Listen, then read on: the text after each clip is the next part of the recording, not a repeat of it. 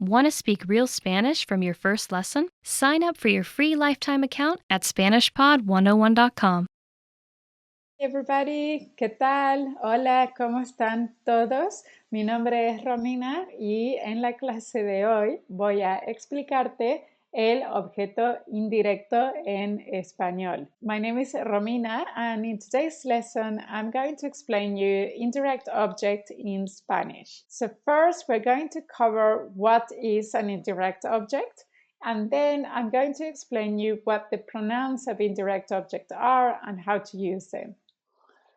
Objeto indirecto. Indirect object. What is indirect object? Objeto indirecto. So an indirect object is basically a noun that is receiving the direct object. Okay, it's very important that before you start learning about indirect object, that you learn about the direct one. Okay, so basically the indirect object is a person or a thing that is going to be receiving the direct object. Just bear in mind that these are functions, okay, that nouns can take as a role, right? That there are roles that nouns can take in a sentence. So an indirect object is going to receive a direct object in the sentence or is going to receive the action of the verb. So this sounds very complicated, but it's actually fairly easy. I'll give you an example so you can understand this better. My example is, Valeria compra chocolates para Agnes. Can you translate this sentence?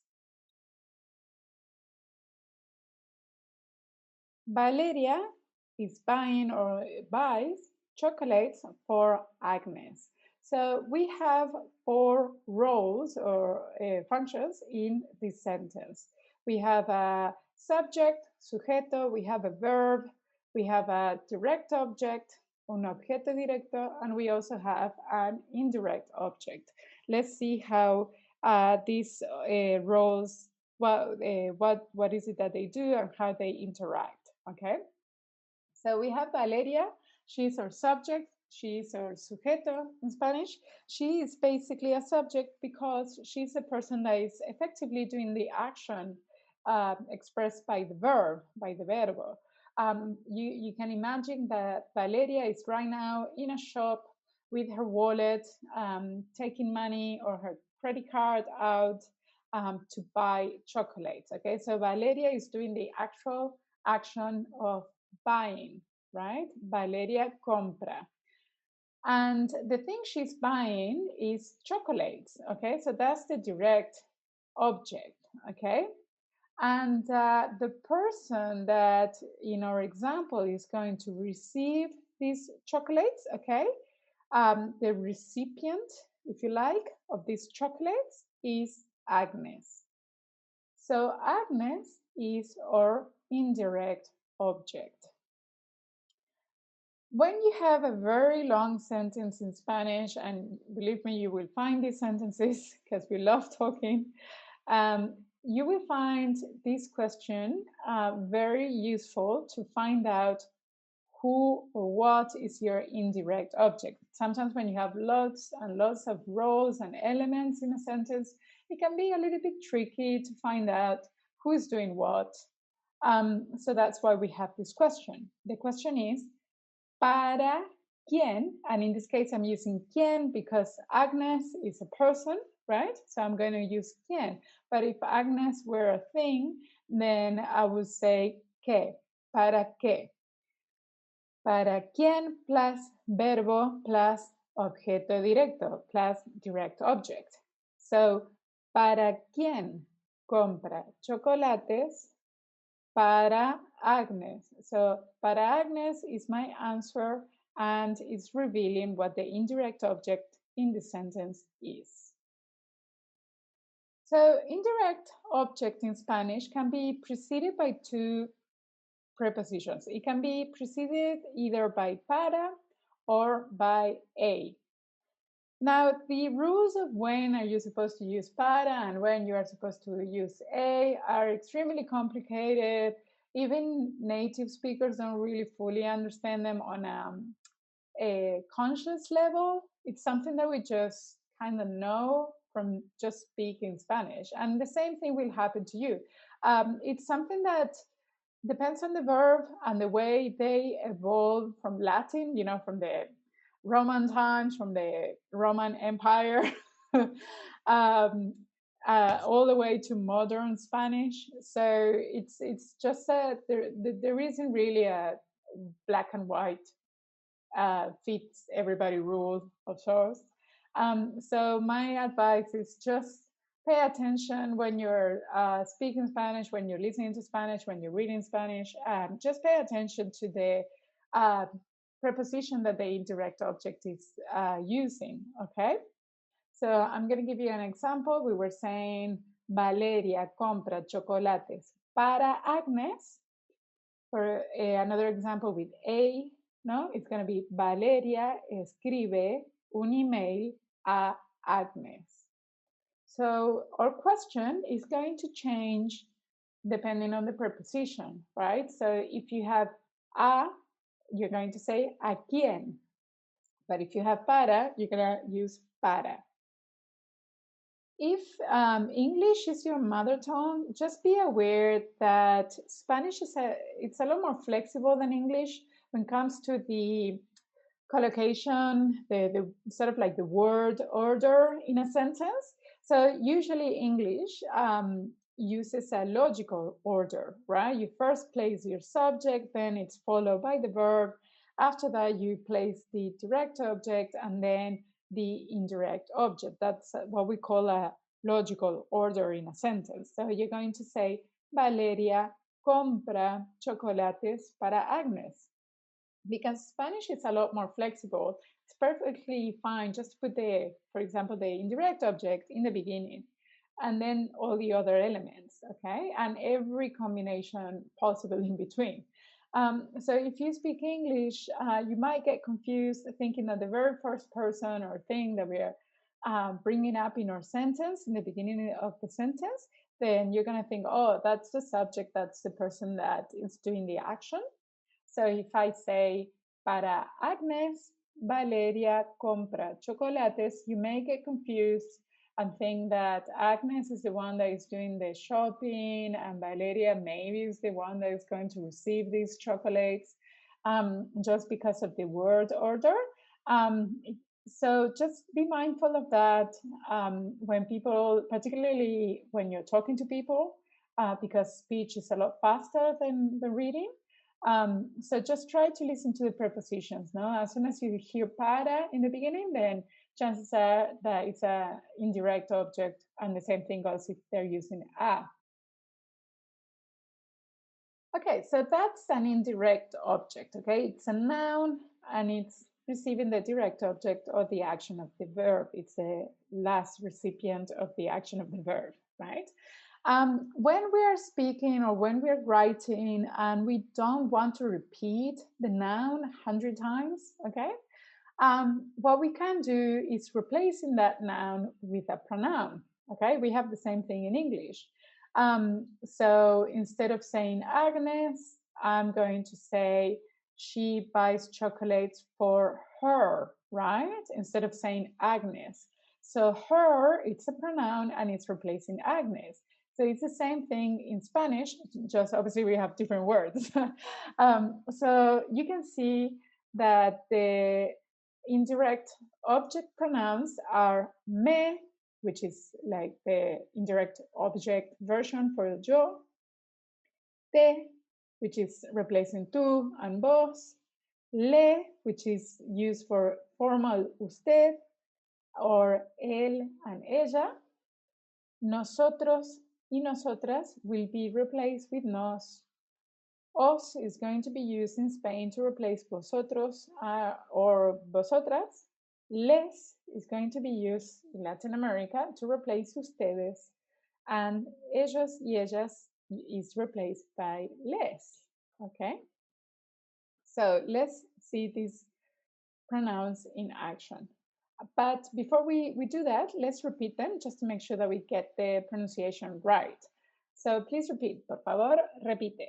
me, te, le, nos, os, les. Perfect. Okay, so we carry on. And in our example, Valeria compra chocolates para Agnes. If I don't want to say Valeria again, because she's the subject doing the action, I'm going to use a pronoun that it's for subjects, right? So Valeria is a female, it's singular, so I'm going to use ella, it's a third person singular. So ella, it's a pronoun that is replacing Valeria and is referring back to her, okay?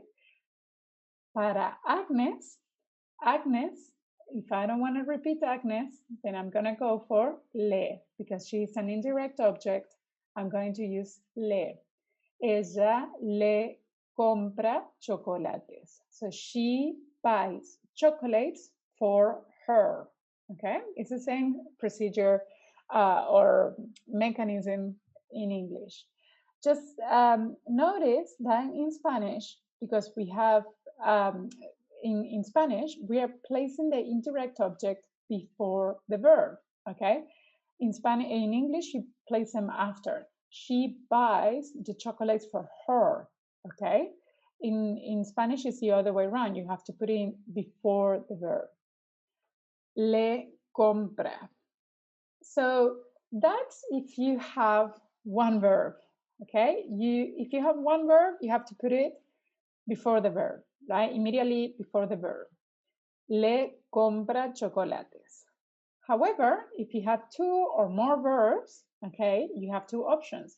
You can place it before the verbs, right, as an independent word, or you can place it after the verbs as a kind of glue word, no, like immediately with the last verb, right? So let's say that instead of comprar chocolates, we are going to say in the future va a comprar, no? Va a comprar is two verbs. So I can say le va a comprar chocolates, le va a comprar. I can see the le is independent, right? It's by itself. It's another word. You have 5 words. Le va a comprar chocolates. 1, 2, 3, 4, 5. Or I can say va a comprarle chocolates. 4 palabras, so 4 words. Va a comprarle chocolates. So these two options mean exactly the same, okay? One option is not more emphatic than the other one. We don't have a preference. So you can just choose whichever you prefer more or whichever you like better. Now let's talk about the duplication of the indirect object. So what is to duplicate an indirect object? It means to place it twice, okay, in a sentence. So I can say, Valeria le escribe un email a Agnes. So here the indirect object is twice in the sentence, okay? Le and then a Agnes. So this is only possible when the indirect object is preceded by a, okay? So if it's preceded by the preposition para, you can't duplicate the indirect object. You either do one or the other one, okay? It's not correct in Spanish, for example, to say, Valeria le escribe un email para Agnes, okay? You have to say, Valeria escribe un email para Agnes, Valeria le escribe un email. So when it comes to the duplication, just be aware that the correct thing to do in Spanish is to either duplicate it, okay, or place the pronoun, okay. You can not place the pronoun and place the sort of the noun with the preposition a. So in Spanish, it's correct to say Valeria le escribe un email a Agnes, Or Valeria le escribe un email. But it's incorrect to say Valeria escribe un email a Agnes, okay, without the le here, okay? So just remember that you have those two options, but this is not, unfortunately, an alternative. All right, so that's the explanation. Now we are going to practice what we just learned with some exercises. So grab a pen and paper right now. The exercise is very easy. On screen, you have 5 sentences, okay? All of them but one are in Spanish. The second one you can see it's actually in English, okay? So if your sentence is in Spanish, what you have to do is first you have to find out where is the indirect object, and then you have to replace it with a pronoun. If the sentence is in English, then you just have to translate the whole thing into Spanish, okay? So I'm going to read you the sentences first, and I'm going to translate them for you. And then I'm just going to ask you to pause the video, take a moment to write down your answers, and then you can check with the results, right? Okay, so the first one is, el profesor dio una mala calificación al estudiante nuevo. El profesor dio una mala calificación al estudiante nuevo. The teacher gave a bad grade to the new student. Number 2, are you going to give me the money? That sounds actually very aggressive.